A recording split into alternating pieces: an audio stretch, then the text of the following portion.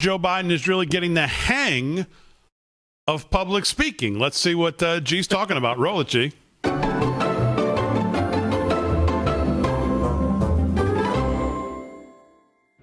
I once said that in a big crowd, it was in the evening. I said, please sit down. And there were no seats. They were out in the football field. And the press pointed out Biden's losing it. Back when I was in law school, I drove a school bus during the summers to pick up spending money. I was telling the mayor he just won re-election. He won election.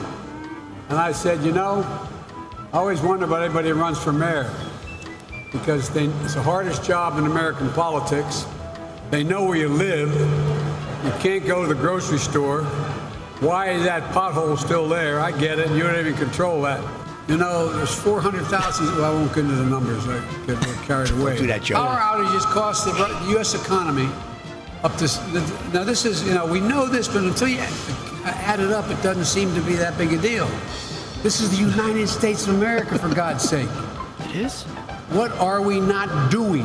You know, it used to be, when I first got to the United States Senate, actually in the 60s, when I was getting out of late 60s, getting out of law school. And when you build a charging station, it spurs even more investment and more infrastructure around it. The local convenience store, the local hamburger place. You know, think about, nobody's old enough, but my dad used to tell me because he worked back in the days for the American Oil Company. They came along with the automobile combustion engine. You needed to be able to put gas in the engine. I mean, in the car, the tank. 95% of them, like the ones you had here. What?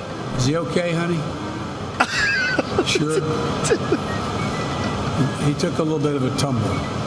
This bipartisan deal, by the way, you had half Republicans and half Democrats come along and present this deal and negotiate this deal.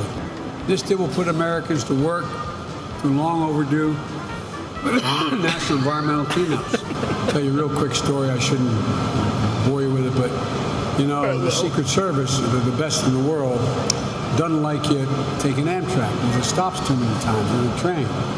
And a guy named Angelo Negri came up and he goes, Joey, baby! He grabs my cheek like that. And I thought they were going to shoot him. I really did. I said, no. He's a friend. He's like, what the hell?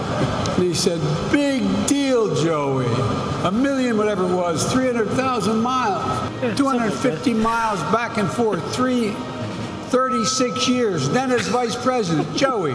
And when they named the station after me in my city, someone complained that Biden was using his influence. I said, hell, they should name the whole Northeast Corridor after me. More than anybody else. But all kidding aside, imagine if you could get from La Crosse to Chicago in 2 hours instead of 4.5. Now, I don't know why I'd go to Chicago, but, you know, all kidding aside, the jobs that are going to be created here. Jobs not just in our biggest cities. Hey guys, This is the greatest. I think it's time to give ordinary people a tax break. I come from the corporate capital of the world, Delaware. Not a joke. More corporations are incorporated in Delaware than all the rest of America combined. Okay? Well, guess what? 15 of the Fortune 500 companies last year paid, 30, excuse me. The point is, I have never had a reputation of being someone who's out there trying to just out-tax people. But here's the deal, folks. I think it's about time there be fairness in tax.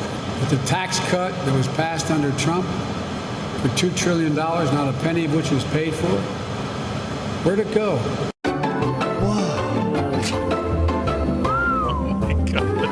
Now, is this English or was that Crazy Town?